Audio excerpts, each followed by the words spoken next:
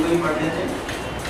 इसमें लिखा है closing stock was 7500, closing stock 7500 का है और उसके लिए कोई मार्किंग करने की जरूरत नहीं पड़ती है ट्रायल बैलेंस में। फिर लिखा है 2/3 of the wages and salary related to manufacturing, कह रहा है वेजेस और सैलरी का 2/3 पोर्शन जो है वो मैन्युफैक्चरिंग से बिलोंग करता है। अगर आप क्वेश्चन में नोटिस करोगे तो वेजेस एंड सैलरी के कंबाइंड एंट्रीज में 4500 की नजर आ रही है।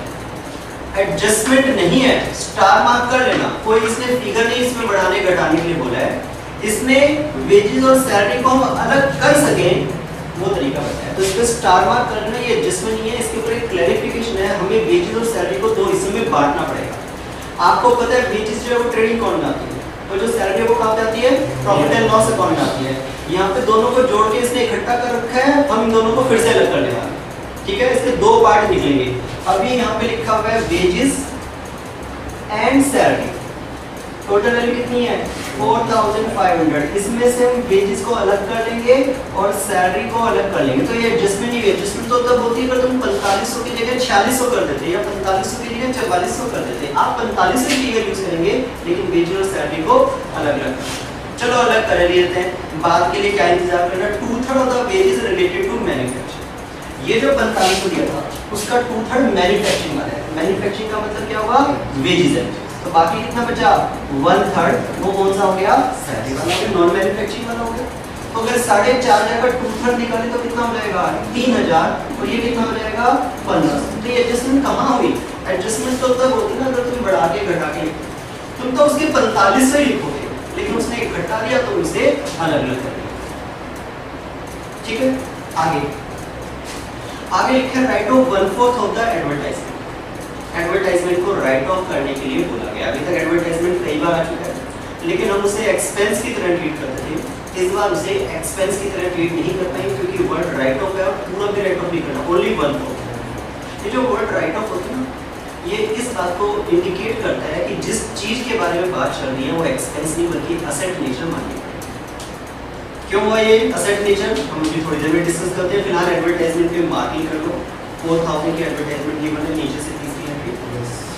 फिर goods costing 4000 sent on approval at 5000 but wrongly recorded as sale. 4000 रुपए वाला सामान हमने कस्टमर को अप्रूवल के लिए भेजा था और 5000 का बता के भेजा था, गलती से सेल्स ने इसे रिकॉर्ड कर दिया।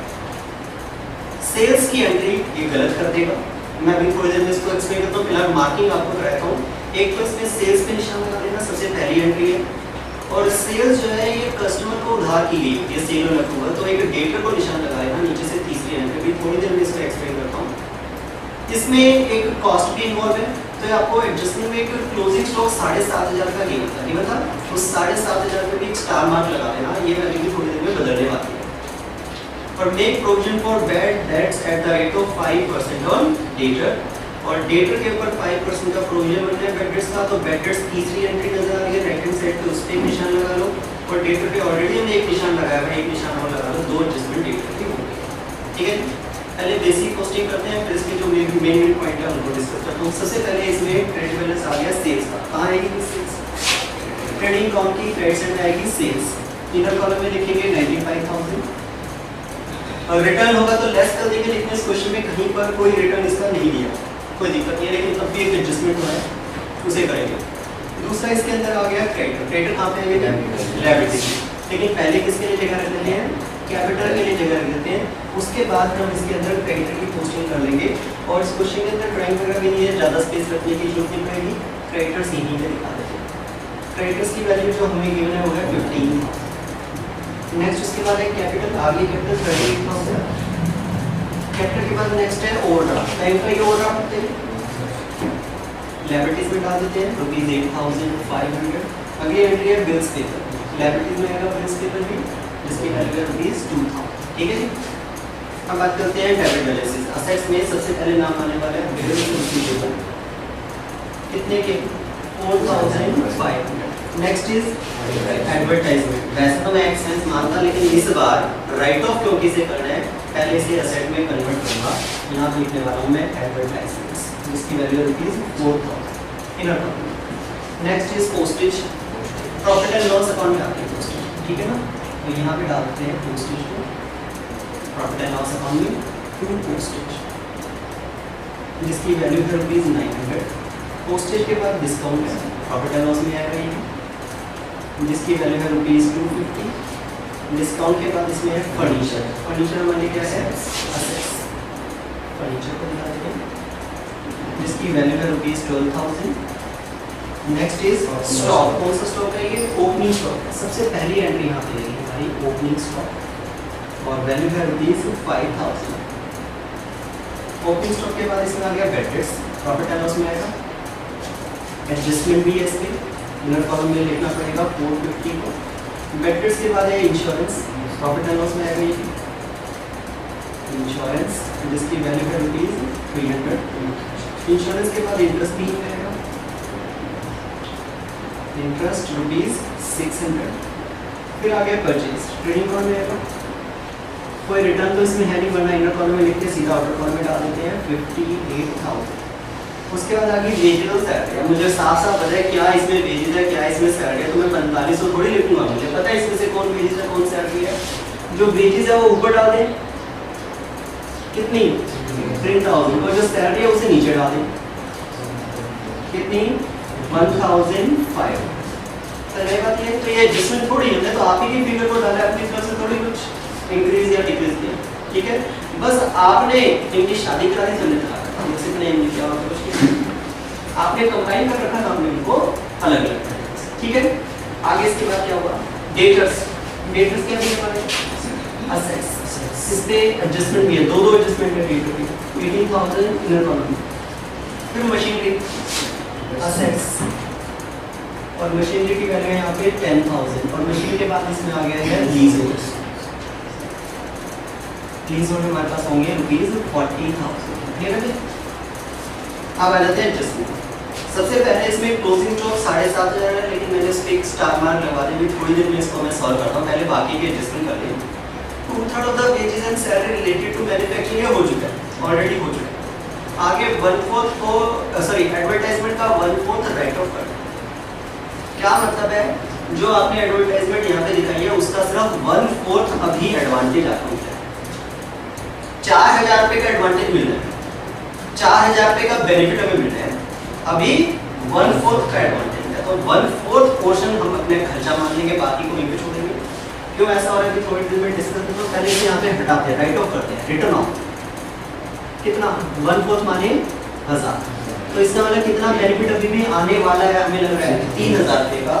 और जो आपने ये राइट ऑफ किया इज लाइक डेप्रिसिएशन, ठीक है। वहाँ पे आपने असेट को कम कर लिया, तो यहाँ पे एक्सपेंस को बढ़ाना पड़ेगा, इसलिए लिखेंगे एडवर्टाइजमेंट रिटर्न ऑफ ₹1, ठीक है। अब जरा इसको पहले मैं एक्सप्लेन कर दूँ, फिर आगे के एडजस्टमेंट करते हैं कि ये हमने जो ट्रीटमेंट किया ऐसा क्यों करना पड़ा। कभी कभी कुछ खर्चे ऐसे होते हैं जिन्हें हम नॉर्मल एक्सपेंस या असेट की बजाय एक तीसरी कैटेगरी का नाम देते हैं, डेफर्ड रेवेन्यू एक्सपेंडिचर। नाम सुना होगा। एक होते हैं एक्सपेंडिचर रेवेन्यू नेचर, एक होते हैं एक्सपेंडिचर कैपिटल नेचर के, एक इनके बीच की सी कोई बात होती है जिसे बोलते हैं डेफर्ड रेवेन्यू एक्सपेंडिचर। कुछ खर्चे ऐसे होते हैं जो खर्चे तो हो गए हैं लेकिन उनके बेनिफिट अभी भी आने हैं, खर्चे हो चुके हैं, कोई मनी रिकवर नहीं होगी, पैसा लग चुका है लेकिन स्टिल बेनिफिट आ रहा है। और हमें क्योंकि बेनिफिट आ रहा है, हम उसे एक्सपेंस को भी एक्सपेंस मानने के लिए तैयार हैं। पैसा लेकिन लग चुका है, पैसा लग चुका है। लाइक मैंने कोई अपना एडवर्टाइजमेंट कैंपेन किया, बहुत ज्यादा इंटेंस मैंने कैंपेन किया, उसमें बहुत सारा पैसा मैंने खर्च किया। अब मुझे मैंने कैंपेनिंग किया जिसमें ह्यूज अमाउंट मैंने इन्वेस्ट किया, पैसा तो लग चुका है, सारा पैसा मैं खर्च कर चुका हूँ, लेकिन इवन देन उससे मुझे एडवांटेज तब भी मिलता है जब एडवर्टाइजमेंट टीवी पे नहीं आता। बहुत सारे प्रोडक्ट टीवी पे आज की डेट में उनकी एडवर्टाइजमेंट नहीं आ रही, लेकिन इवन देन मार्केट में अच्छा खासा उन्होंने अपना रुतबा बना रखा और अच्छे खासे वो चल रहे हैं, नहीं चल रहे, जबकि टीवी में आज तक उसकी एडवर्टाइजमेंट नहीं देख रहे। वो जो पास्ट एडवर्टाइजमेंट भी है उसका बेनिफिट अभी उनको मिल रहा है। खर्चा तो पास्ट में हो चुका है, ये नहीं कि पैसा खर्च हो चुका है, वो पैसा मिट्टी हो चुका है, लेकिन इवन देन बेनिफिट आ रहा है ना। तो इस तरह के खर्चे को जिनमें पैसा तो खर्च हो चुका है लेकिन बेनिफिट स्टिल हमें मिल रहा है, कौन सी कैटेगरी में डालते हैं, डेफर्ड रेवेन्यू एक्सपेंडिचर।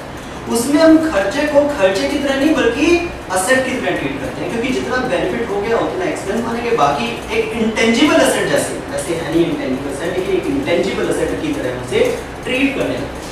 बस मैं हमने एडवर्टाइजमेंट पे करा होगा कोई खर्चा, और खर्चा तो हो चुका है लेकिन फिर भी हमें बेनिफिट फ्यूचर में भी आने वाला है। हमने उसे क्या मान लिया, असेट्स मान लिया। ये डेफर्ड रेवेन्यू एक्सपेंडिचर की कैटेगरी में आने वाली एक चीज है, और वहाँ पे हमने डेप्रिसिएशन की तरह उसको लेस किया और एक्सपेंस में शो कर दिया। क्लियर बात समझ आ गई? एक और एडजस्टमेंट अब इसमें आ गया, वो क्या है, goods costing 4000 sent on approval at 5000 but wrongly recorded as sales. ये जरा एडजस्टमेंट नहीं है, इसको जरा ध्यान से समझिए क्या है ये।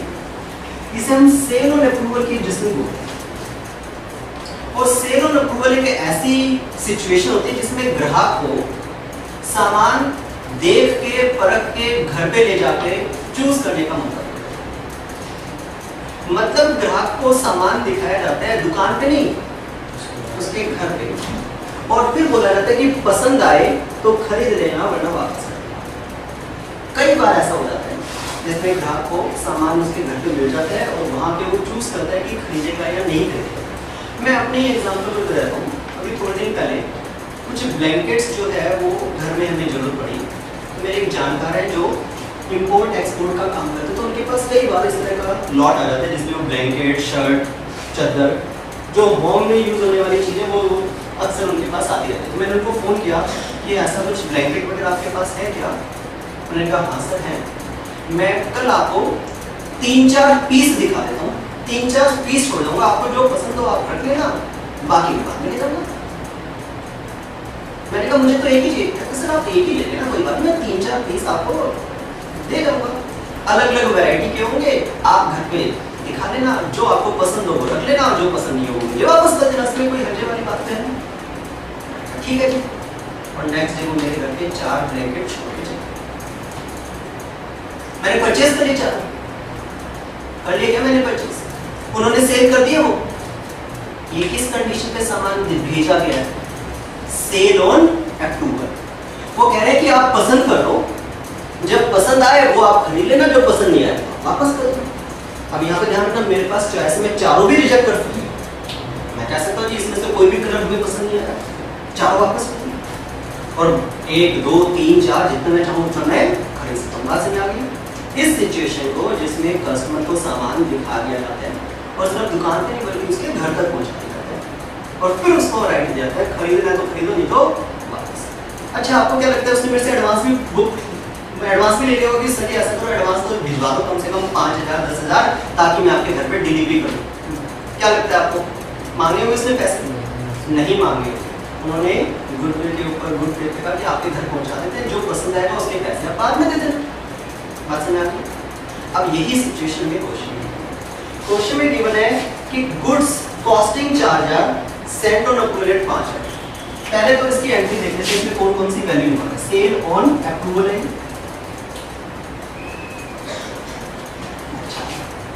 इसमें वो क्या करे जी, दो इसकी कॉस्ट इसके अंदर है, क्या क्या, एक 4000 है कॉस्ट और एक इसका सेल प्राइस। 4000 इसकी कॉस्ट है, ग्राहक को कितने का बताया जा रहा है? 5000। जो ब्लैंकेट का एग्जांपल था उसी को ले लेता हूँ। उन्होंने ब्लैंकेट मुझे बोले सर आपके पास 5000 के ब्लैंकेट भिजवा रहा हूँ। पहली बात उसको असलियत तो पता है कि वो 5000 के हैं नहीं, मुझे उसने बताया 5000, लेकिन उसको पता है वो कितने के हैं? 4। तो उसको उसकी लागत भी पता है। ये लागत कस्टमर को वो नहीं बताता, कस्टमर को सिर्फ क्या बताता है? Sale price. अच्छा अब मेरा सवाल ये है कि जैसे ही वो मेरे घर पर ये ब्लैंकेट डिलीवरी करके गया, घर पे जाके उसे बिल फाड़ देना चाहिए मेरे नाम का, सेल टू सर कर देनी चाहिए। इसमें तो लिखा है उसने सेल और अप्रूवल की एंट्री कर दी, क्या लिखा है उसके अंदर? has been wrongly recorded as sale। देखो खुद मान रहा है कि जब अप्रूवल पे जाता है ना सामान तो सेल ही मान लेता है, बट रॉन्गली क्या मान लिया गया? सेल मान लिया गया। अब मैं कहूँ उन्होंने घर पे जाके इसकी एंट्री बना दी, सामान निकला, उन्होंने कोई काउंटर उसने देखा माल लेकर जा रहे हैं, उसने सेल की बिल बना दी। अच्छा बताओ चलो रॉन्ग है वैसे तो, लेकिन अगर एंट्री बनी होगी, चलो रॉन्ग बनी, कितने की बनी होगी? 4000 की के 5000? ग्राहक को तो 5000 का ही बेच रहे ना, चाहे ठीक है असलियत 4000 की, लेकिन अगर सेल की एंट्री गलती से भी बनती है तो बनती तो सेल प्राइस पे, और सेल की एंट्री अगर गलती से बन गई तो क्या बनी होगी? जनरल एंट्री क्या बनी? हमने पैसे तो नहीं लिए, तो कहीं तो लिखे होंगे किसके अकाउंट में? कस्टमर के अकाउंट में लिखे होंगे, ठीक है, डेटर के अकाउंट में लिखे होंगे। वैसे तो एंट्री होनी नहीं चाहिए, लेकिन होगी? डेटेड टू सेल्स, ये सेल होगी और कितने की एंट्री? 5। ये बुक में चढ़ा दिया उसने। अगर एंट्री उसने बोला सेल की होगी मतलब ये वाली एंट्री होगी। और बाई चांस की बात में शाम को उनके घर में बोल गया मैंने देखा एंट्री, तुम्हें पता है क्या रिएक्शन होगा मेरा? नालायक, सामान दिखाने को भी सेल बोलते हैं। चल फाड़े अब पेज तो नहीं फाड़ा जा सकता, सेल तो हुई नहीं है, बट सेल की एंट्री बुक हो गई। होगी बुक, क्या करना पड़ेगा? इस एंट्री को कैंसिल करना पड़ेगा, ये सामान बिका ही नहीं है।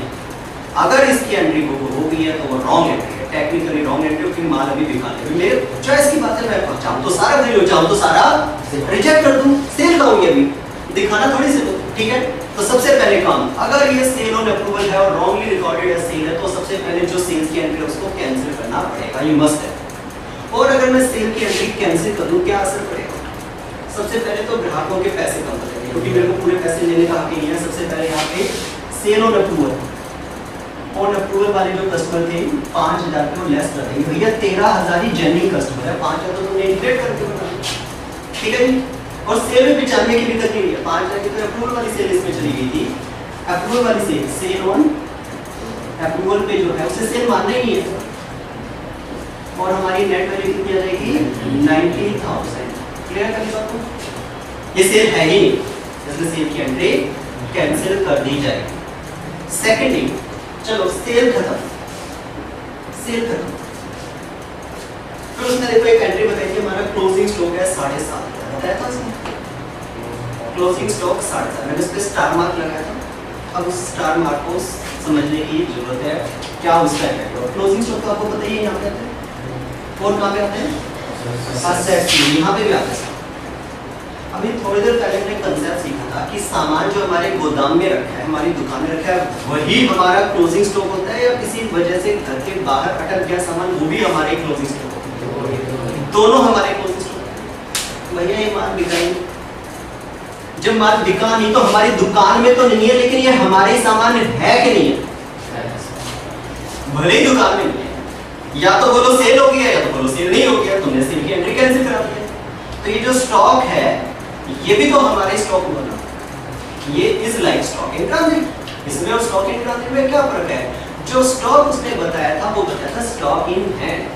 बाय डिफॉल्ट जब भी कोई पर्सन बोलते हैं ना मेरे पास स्टॉक है, उसका मतलब होता है मेरी कस्टडी में स्टॉक है, मेरे हाथ में स्टॉक है। हम ये जिक्र नहीं करते उसमें स्टॉक इन ट्रांजिट शामिल है। अगर स्टॉक इन ट्रांजिट है तो वो अलग से बताएगा, ठीक है। अगर कहीं बाहर स्टॉक रखा है तो अलग से बताएगा। तो उसने क्या बोला है? स्टॉक हमारा क्लोजिंग 7.5 है, जब रॉन्गली रिकॉर्डेड है सेल हो गया, तो ये कहाँ गिना होगा उसने अपने स्टॉक? इतना समझदार थोड़ी होगा कि सेल की एंट्री करके इसको गिन लेगा, नहीं गिनेगा। जब सेल की एंट्री कर दी तो स्टॉक उसने माना ही नहीं होगा अपना, किसका माना होगा? तो ग्राहक है, अरे ग्राहक का नहीं तो हमारा स्टॉक है। इसका ना हमारा क्लोजिंग स्टॉक 7,500 जो बताया वो नहीं है, बल्कि 11,500, 4,000। 5,000 मत बोलते हैं, जो माल बिकता नहीं उसको कॉस्टली दिखाओगे ना। बिक जाता तो 5,000 का दिखाते, नहीं बिका तो कितने का दिखेंगे? 4 का ही तो दिखाएंगे। अभी सेल कम है तो 4,000 का स्टॉक मानना, इसे 5 का मत मानना। और यहाँ पर तुम्हारा स्टॉक 7,500 प्लस 4,000 कितना दिखाना? 11,500। क्लियर है बात समझ में? यहाँ पे 11,500, वहाँ पे 7,500। ये दोनों जगह है स्टॉक तो 11,500 का, 7,500 इन हैंड है और 4,000 स्टॉक इन लाइक ट्रांजिट है, तो स्टॉक इन कस्टमर है और 11,500 है। सबको क्लियर है? और इसमें एक एंट्री रहती है क्या? बैड डेट्स का प्रोविजन बनाना है। कितना परसेंट बनाना है? 5%। डेटर एक बार चेक करें, गलती है तो ठीक करके एडजस्टमेंट करना है। पहले मैं बता चुका हूँ बैड डेट्स की एंट्री करने से पहले डेटर का बैलेंस करेक्ट होना जरूरी है। अगर मैं बैड डेट्स की एंट्री पहले भी दे दूँ ना तो पहले मत करना, गलत सेल पड़ी हुई है अभी डेटर के। पहले डेटर का बैलेंस करेक्ट होना चाहिए, उसके बाद कोई बैड डेट्स का प्रोविजन बनेगा। और डेटर का बैलेंस करेक्ट हो चुका है। 5,000 की नकली सेल डली थी, हमने बाहर निकाल दिया, और 5% अगर इसका निकाला जाए प्रोविजन फॉर डाउटफुल डेट्स तो कितना मिलेगा? 650, 12,350। क्लियर है? बनाओ फिर प्रोविजन पेमेंट में डेबिट भी करो। यहाँ पे तो ऑलरेडी बैड डेट्स पड़े हुए, तो क्या करेंगे? प्रोविजन फॉर डाउटफुल डेट्स इसमें ऐड हो जाएगा 650 और फिगर हमारे पास आ जाएगी 1100। ठीक है, अब क्वेश्चन बिल्कुल सिंपल खत्म ही हो गया। 1,01,500 यहाँ पे आएगा, और 1,01,500 में से माइनस कर देते हैं पहले 5,000, फिर माइनस कर देते हैं 58,000, फिर माइनस कर देते हैं 3,000। तो यहाँ पे हमारे पास आएगा हमारा ग्रॉस प्रॉफिट 35,500। वही यहाँ पे आपके ग्रॉस प्रॉफिट बैलेंस शीट मिल जाएगा और 35,500। फिर से आप टोटल कर दें। अब इस क्वेश्चन में काफ़ी कम एडजस्टमेंट मैंने इतनी जान होती है क्योंकि मेरा फोकस था कि आपको नई एडजस्टमेंट सिखानी है, पुरानी की रिपीट नहीं करनी है, इसलिए सिर्फ बेसिक जो एडजस्टमेंट है हटा के मैंने क्वेश्चन दिया है। अब यहाँ पे बाकी चीज़ें लिख देते हैं और यहाँ का जो हमारे पास टोटल अमाउंट आ गया है उसमें से माइनस कर देते हैं 35,500 में से, तो 29,850 आ गया। इसमें 29,850 क्या आ गया हमारा नेट प्रॉफिट, जो कि ट्रांसफर कहाँ पे करेंगे हम कैपिटल अकाउंट में। यहाँ पर ले करेंगे नेट प्रॉफिट जो कि है 29,850 और प्लस कर लेते हैं 38,000 में, तो फिगर आएगी 67,850 और प्लस कर लेते हैं इसमें 15,000 और प्लस कर लेते हैं 8,500 प्लस कर लेते हैं 2,000, तो 93,350। चेक करो आंसर में गिवन है ये, दोनों से अगर टोटल सेम है क्वेश्चन